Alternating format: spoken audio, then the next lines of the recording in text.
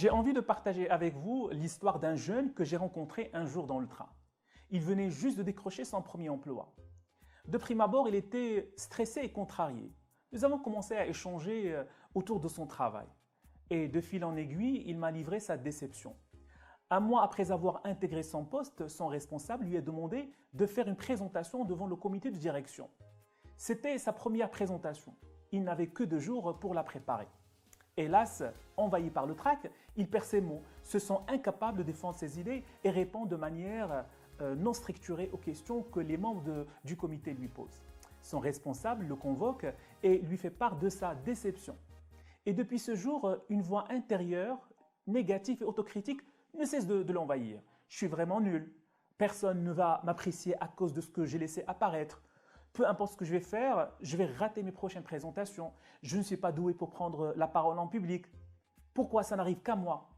Il est pertinemment convaincu qu'il est compétent et qu'il peut exceller, mais il se sent incapable de changer cette voix négative et autocritique. Ce jeune était très sévère envers lui-même. Il se blâmait, il s'auto-flagellait, il se critiquait de façon violente. Il n'avait aucune compassion vis-à-vis de lui-même. Je lui posais cette question. Et si c'était un ami qui est passé par la même expérience que toi, comment aurais-tu pu le soutenir? Il m'a répondu spontanément, oui bien sûr, j'allais le soutenir, et j'allais lui demander de ne pas désespérer et de ne pas lâcher et que cela pourrait arriver à tout le monde. Voilà, face à la souffrance, à la déception, à l'échec et à la perte, nous nous traitons souvent avec dureté au lieu de nous traiter avec bonté et compassion. Paradoxalement, avec un ami, un proche ou un membre de la famille, nous avons tendance à lui offrir un soutien émotionnel inconditionnel et notre compassion. Nous acceptons son imperfection, alors qu'avec nous-mêmes, nous manquons de gentillesse. Nous manquons d'autocompassion. Quand nous traversons des moments difficiles, il y a une voix autocritique qui nous fait sentir que nous sommes nuls, incompétents, incapables et que nous sommes les seuls qui souffrons et qui traversons les difficultés. Imaginez si vous traitiez votre ami ou proche de la même manière que vous traitiez. Soyez sûr et certain qu'il vous bannira de sa liste et que vous le reverrez jamais. Alors pourquoi? Mais pourquoi? Pourquoi donneriez-vous l'autorisation de vous auto-flageller? Alors pourquoi sommes-nous si autocritiques? Les raisons sont innombrables. Mais à mon avis, 4 points me semblent pertinents à aborder. D'abord, l'éducation. Notre éducation est une éducation qui est fondée sur la critique. En tant qu'enfant, vous avez certainement reçu des critiques et des propos désobligeants de type « Tu n'iras nulle part dans ta vie si tu continues à te comporter comme ça. Tu vas certainement échouer.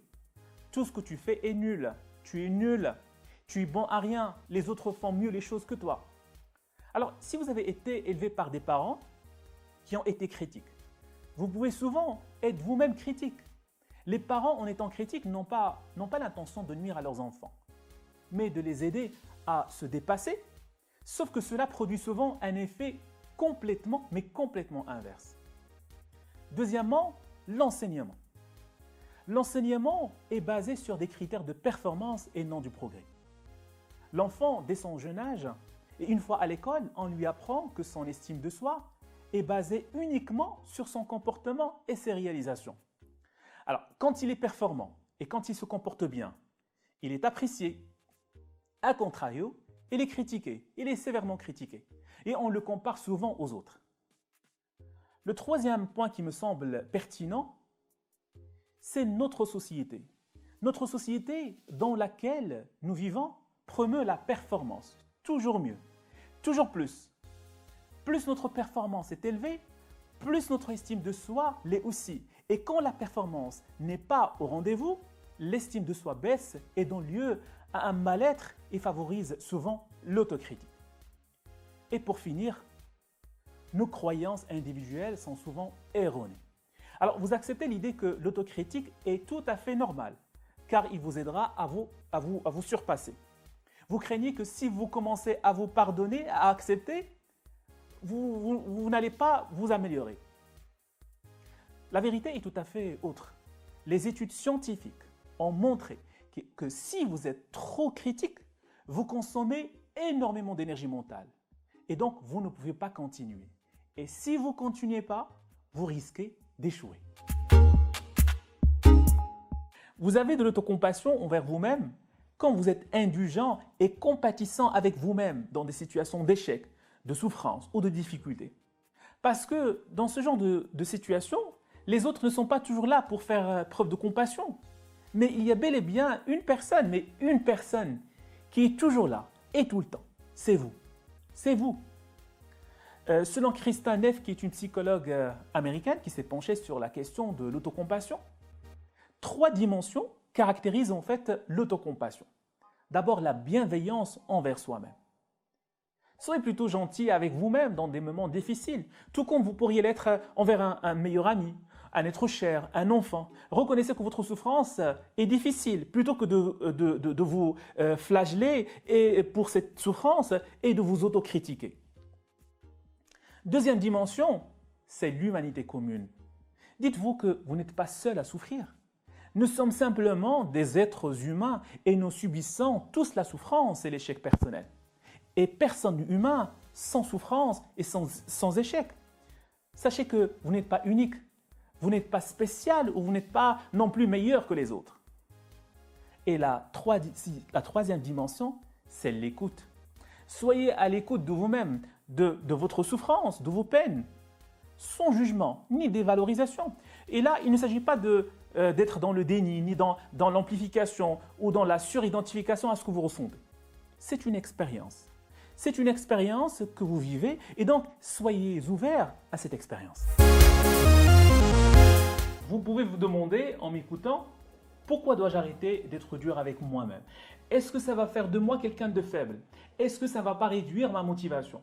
La réponse est non, bien au contraire. Les chercheurs se sont posés les mêmes questions. L'autocompassion ne réduit pas la motivation, elle la renforce. Comment peut-on expliquer cela? Quand vous êtes moins dur avec vous-même, cela rend l'échec moins destructeur, ce qui vous encourage à réessayer plutôt qu'abandonner. Et plusieurs recherches ont abouti au même résultat. L'autocompassion réduit le stress, la dépression et les risques du burn-out. Elle améliore la résilience et l'équilibre émotionnel. Par exemple, après un divorce, les personnes qui font preuve d'autocompassion se remettent plus vite. Ce qui compte pour les personnes qui ont une autocompassion élevée vis-à-vis d'eux-mêmes, ce n'est pas tant ce qui arrive, mais bien la perception qu'elles ont de ces événements. Avoir de l'autocompassion ne veut pas dire que vous devez manquer d'exigence ou de motivation. Elle veut dire tout simplement qu'il y a d'autres manières de vous motiver et de réagir aux erreurs autres que la sanction, la dévalorisation et le rejet. Vous pouvez être ferme avec ce qui compte pour vous, sans pour autant vous fouetter lorsque vous n'arrivez pas à y parvenir. L'autocompassion n'est pas la complaisance. Quand vous êtes dans l'autocompassion, vous acceptez vos erreurs et vos responsabilités en vous ouvrant avec bienveillance. La bienveillance, c'est quoi? C'est l'ouverture, c'est une ouverture non jugeante et non disqualifiante à nos difficultés. Alors que la complaisance est quand vous pensez que vous ne faites jamais d'erreur. Il ne faut pas confondre l'autocompassion avec le déni. Il ne s'agit pas de refuser la réalité, mais au contraire d'oser la regarder, même là où elle fait mal, sans détourner les yeux et sans porter un regard méchant sur vos difficultés et vos peines. Il ne faut pas confondre non plus l'autocompassion avec la pitié.